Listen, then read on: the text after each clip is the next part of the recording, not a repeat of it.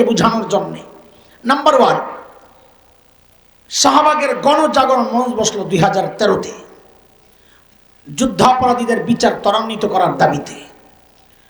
ওই গণজাগরণ মঞ্চের আড়ালে কিছু নাস্তিক ব্লগার কুলাঙ্গাররা আমাদের প্রিয় নবীজি সাল্লাল্লাহু আলাইহি ওয়াসাল্লামকে নিয়ে এমন সব বাজে জঘন্য লেখালেখি করেছে, যেহেতু নবীকে গালি দিলে মুরতাদ হয়ে যায়, ওরাও মুরতাদ, ইসলাম থেকে বের হয়ে গেছে।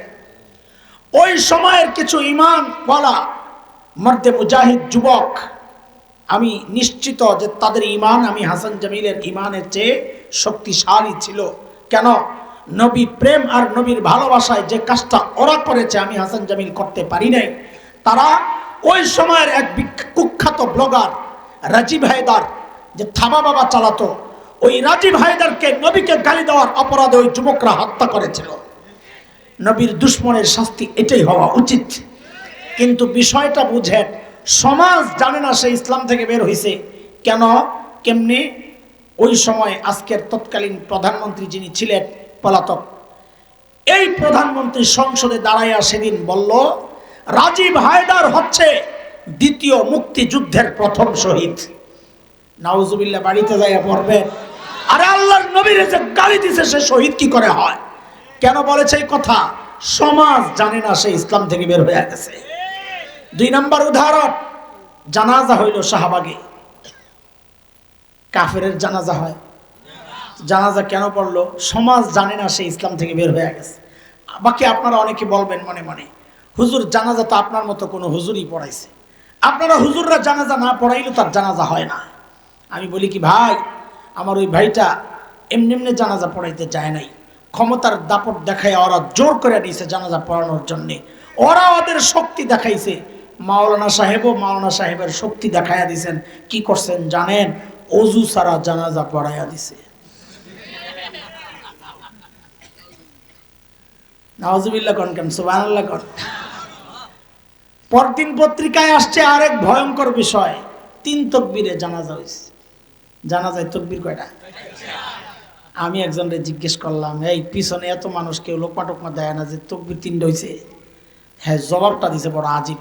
ধুর মিয়া, পিছনে যে খাটাসটি দাঁড়াইছে ওরা জানলে না জানাজায় তাকবীর কয়টা। ভুল ধরার জন্য তো জানা লাগবে। উদাহরণ নাম্বার 3, সমাজ জানে না মুরতাদ হয়ে গেছে। উদাহরণ নাম্বার 3, বর্তমান সময়ের এক ভয়ঙ্কর ফিতনা। আচ্ছা, একজন মানুষের নেকির পাল্লায় একটাও নেকি নাই, এটা কেমন কথা? সে জীবনে একটা ভালো কাজও করে নাই। আরে ফেরাউনও কি জীবনে কোনো ভালো কাজ করে নাই? কি মনে হয় করছে? দেখি 2-4টা করতো, একটাই কর। কি করছে ফেরাউন জীবনে? ভালো কাজ কি করছে? কর, দান সদকা বেশি বেশি করছে, আমরা যেটা মেরা মায়ের সেবা করছে। আরে সহজ কথা, নবী মুসা আলাইহিস সালামকে লালন পালন করছে। এর চেয়ে বড় ভালো কাজ আর কি হইতে পারে? নবী মুসাকে লালন পালন করছে কে? ফেরাউন। তাহলে আমল নামায় একটাও ভালো কাজ থাকে না মানে কি? মানে হচ্ছে ঈমান ছাড়া কোনো ভালো কাজের হিসাব হয় না। বলেন, ঈমান ছাড়া কোনো ভালো কাজের হিসাব হয় না। যদি তাই হয় তাহলে বলেন, গুনার পাল্লায় গুনাহ আছে, নেকির পাল্লায় নেকি নাই, একটাও। তারা কারা বলেন তো? যার ঈমান নাই, কাফের, মুশরিক, বেঈমান, তাই না? মাশাআল্লাহ, আপনারা ভুল বলেন নাই, কিন্তু এইটা আমার বলা উদ্দেশ্য না। আমি আরেক শ্রেণী আনতে চাই, যাদের হয়তো আমার মতো দাঁড়িয়ে আছে, টুপিও পরে, যাদের নাম মুসলমান, যারা মারা গেলে জানাজাও হয়, যাদের মৃত্যুর পর কুলখানি হয়, 40ও হয়, অথচ তারাও বিনা হিসাবে জাহান্নামে যাবে। এরা কারা? সূরা বাকারায় আল্লাহ বলেছেন, ومن يرتد منكم عن دينه فيمت وهو كافر فأولئك حبطت أعمالهم في الدنيا والآخرة وأولئك أصحاب النار هم فيها خالدون।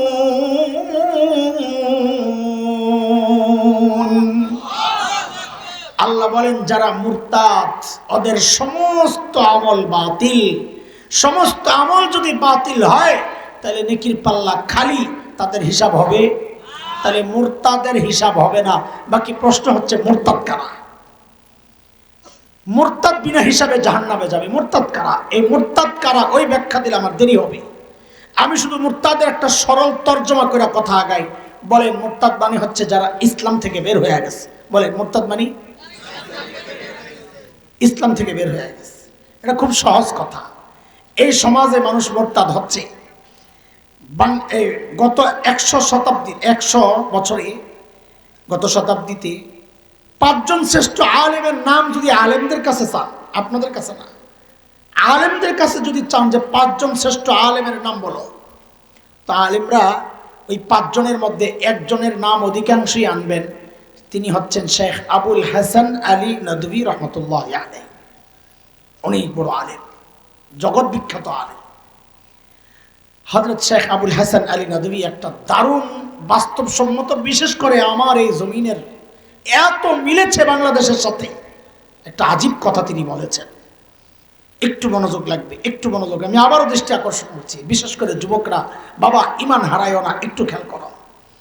শেখ আবুল হাসান আলী নদভী বলেছেন মুরতাদ মানে ইসলাম থেকে মানুষ নবীজির যুগেও বের হইছে, নবীজির যুগেও বের হইছে, সাহাবীদের যুগেও বের হইছে, তার চেয়ে 1000 গুণ বেশি বের হচ্ছে এই যুগে। নবীজির যুগে ইসলাম থেকে বের হইছে একটা ছোট্ট প্রমাণ দিই আপনাদেরকে। নবীজি যখন মক্কা বিজয়ের দিন মক্কায় ঢুকেন, সাধারণ ক্ষমা ঘোষণা করছিলেন। কি বইলা?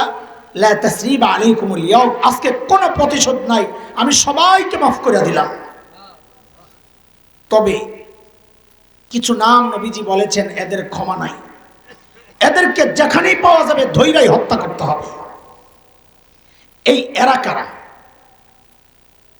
এরা কারা? বিখ্যাত আলিম শেখ ইবনে তাইমিয়া রাহমাতুল্লাহি আলাইহির এক বিখ্যাত কিতাব আছে, আস-সারিমুল মাসলুল আলা শাতিমির রাসূল। ওই কিতাবে শেখ ইবনে তাইমিয়া 15 জনের নাম আনছেন। কয়জন? আব্দুল্লাহ ইবনে খাতাল, কুরতুনা, কুরাইনা, সাররা, মাকিস ইবনে সুবানা, হুয়াইরিস ইবনে নাকিদ, আব্দুল্লাহ ইবনে জুবাইরা, আব্দুল্লাহ ইবনে সাদ ইবনে আবি সারাহ, ইকরামা ইবনে আবি জাহল, হুবার ইবনুল আসওয়াদ, হুবাইরা বিনতে আবি ওয়াহাব আল মখজুমি, হারিস ইবনে তালাতিল, কাব ইবনে জুহাইর, ওয়াহশি ইবনে হারব, হিন্দা বিনতে উতবা। এই 15 জনের নাম এনেছেন। এদেরকে যেখানেই পাওয়া যাবে ধৈর্যই হত্যা করতে হবে। এই 15 জনের মধ্যে প্রথম যেই নামটা আব্দুল্লাহ ইবনে খাতাল, সে তার হিস্ট্রি জানা যায়। সে মুসলমান হয়েছিল মদিনায়, মদিনার রাখালদেরকে হত্যা করে পশুগুলা নিয়ে মক্কায় পালায় আসে, এরপর ইসলাম থেকে বের হয়ে যায়।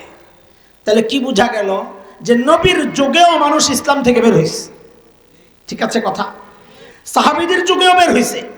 যেমন মিথ্যা নবুয়তের দাবি করেছিল রিয়াদের কাছের এক অঞ্চল ইয়ামামা, ওখানের এক বড় গোত্র বনু হানিফের এক ব্যক্তি, এক শয়তান মুসাইলিমা আল কাজ্জাব। এই মুসাইলিমাতুল কাজ্জাবের অনুসরণ যারা করেছে, তাকে যারা নবী হিসাবে মেনেছে, তারা ইসলাম থেকে বের হয়েছে হযরতে আবু বকরের জমানায়। তাহলে কি বোঝা গেল? ওই জমানায়ও মানুষ ইসলাম থেকে বের হয়েছে, এই জমানায় বের হচ্ছে 1000 গুণ বেশি। তো পার্থক্য কি? এই পার্থক্যটা বুঝেন। হযরত বলেন পার্থক্য হচ্ছে ওই জমানায় যারা ইসলাম থেকে বের হয়েছে ওরা জানতো নিজেই যে আমি ইসলাম থেকে বের হয়ে গেছি, আমি মুসলমান না। যেই সমাজে মুরতাদ হয়েছে, সমাজ জানতো সে ইসলাম থেকে বের হয়ে গেছে, ফলে তাদের বিরুদ্ধে জিহাদ করছে। কিন্তু আফসোস, এর চেয়ে 1000 গুণ বেশি মানুষ মুরতাদ হচ্ছে এই জমানায়। কিন্তু যে মুরতাদ হয় সে নিজেও জানে না আমি ইসলাম থেকে বের হয়ে গেছি। যেই সমাজে মুরতাদ হয়েছে ওই সমাজও জানে না সে ইসলাম থেকে বের হয়ে গেছে। আমি 3টা উদাহরণ দিব আপনাদের।